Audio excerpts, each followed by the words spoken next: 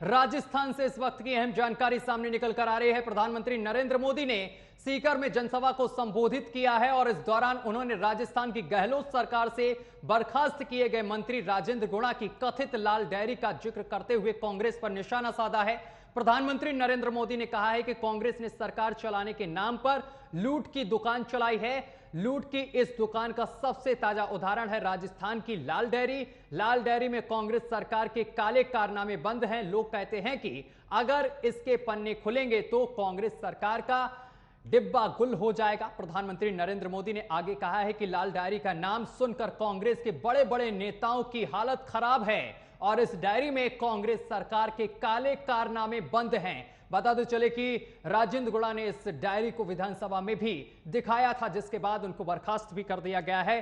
कांग्रेस के बर्खास्त मंत्री हैं राजेंद्र गुणा, जिसी को लेकर प्रधानमंत्री नरेंद्र मोदी ने कांग्रेस पर जमकर निशाना साधा है। आज उन्होंने सीकर में एक रैली को संबोधित किया है। इसके साथ ही तमाम परियोजनाओं का शिलान्यास और लोकार्पण भी किया है। ये तमाम तस्वीरें हम आपको दिखा रहे हैं सीकर से, राजस्थान के सीकर से, जहां पर प्रधानमंत्री नरेंद्र मोदी ने जनसभा को संबोधित किया और इसी के साथ कांग्रेस पर जमकर निशाना साधा। प्रोडक्ट है, सरकार चलाने के नाम पर सिर्फ लूट की दुकान चलाई है, झूठ का बाजार सजाया है। कांग्रेस का मतलब ही है लूट की दुकान, झूठ का बाजार।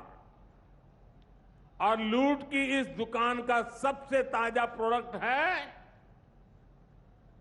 ताजा प्रोडक्ट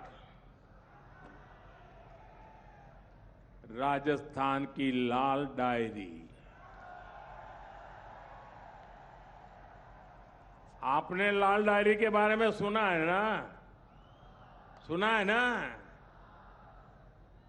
कहते हैं इस लाल डायरी में कांग्रेस सरकार के काले कारनामे दर्ज है।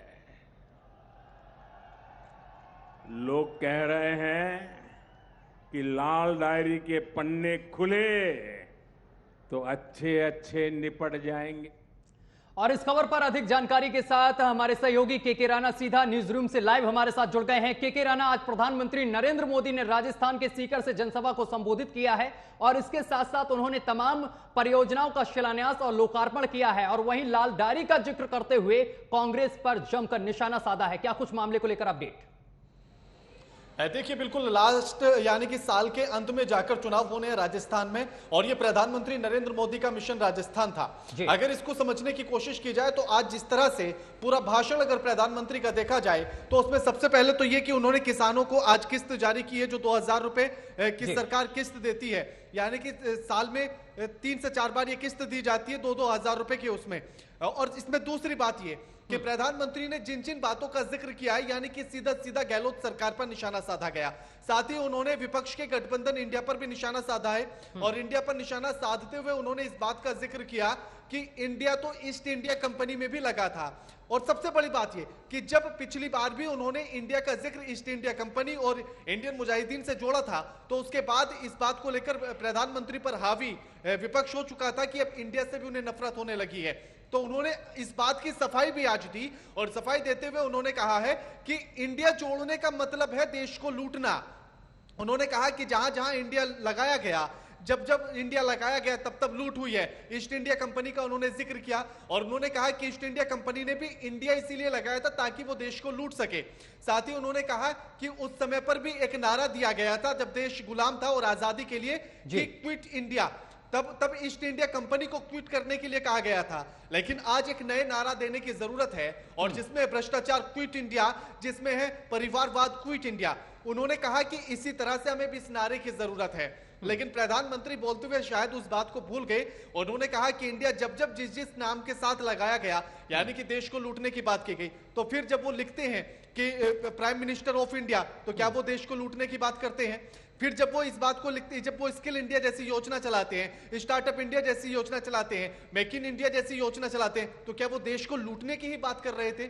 साथ ही उन्होंने इसी के साथ किसानों का जिक्र किया और उन्होंने जो आज किस्त जारी की है तो 8.5 करोड़ किसानों को उसका लाभ हुआ और 17,000 करोड़ रुपए किसानों के खाते में भेजे गए हैं।